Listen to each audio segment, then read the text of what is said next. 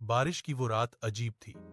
हवा इतनी ठंडी थी जैसे किसी ने पूरे शहर से गर्माहट छीन ली हो। लखनऊ के पुराने मोहल्ले की एक तंग गली में आरव अकेला अपने कमरे में बैठा था।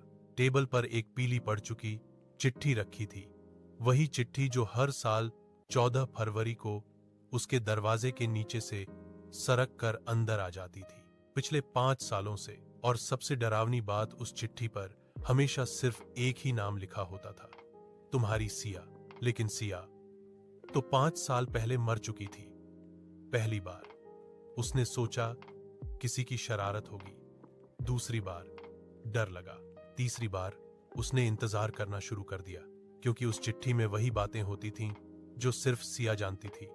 उनकी पहली मुलाकात, उसकी पसंदीदा चाय, वो टूटा हुआ कंगन, और वो अधूरी बात जो उसकी मौत वाले दिन रह गई थी।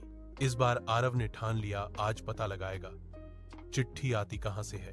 रात के 11:59 उसने दरवाजे के पास कुर्सी लगा ली। 12:00 हवा अचानक रुक गई। 12:01 आधी रात के बाद भी बारिश लगातार हो रही है। आरव के चेहरे पर गहरी उदासी और अपराधबोध है। एक मुड़ा हुआ नोट उसके दरवाजे के नीचे सरक जाता है।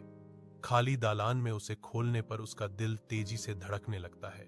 केवल गीली जमीन और पायल की धीमी दूर होती आवाज बची है, जबकि आरव कांपते हुए रहस्यमयी नोट उठाता है। अपने मंद रोशनी वाले कमरे में आरव की आंखें एक पत्र पर टिकी हैं। उसकी सांसें अटक रही हैं क्योंकि आंसू उसके चेहरे से बह रहे हैं। एक खामोश सिसकी उसके शरीर को झकझोर रही है। एक कोमल फुसफुसाहट आरव को जमा देती है और वह धीरे से मुड़कर सिया को दरवाजे पर देखता है। सफेद रंग में अलौकिक उसके चेहरे पर एक कोमल मुस्कान है, क्योंकि उसके पीछे बारिश हो रही है। बिजली की एक अचानक चमक कमरे को रोशन कर देती है और एक पल में सिया गायब हो जाती है। आरव को उसके दुख और उसकी मुस्कान की याद के साथ अकेला छोड़ जाती है। सुबह का सूरज आरव के कमरे को सुनहरी चमक से नहला देता है। एक सूखे गुलाब को एक मुड़े हुए नोट के साथ रोशन करता है। हवा में एक नई अनुपस्थिति। आरव जागता है। उसकी नजर गुलाब पर पड़ती है। एक हल्की कोमल मुस्कान उसके होठों पर आ जाती है। जब वह उसे उठाता है, वह चमकीले सूरज को देखता है।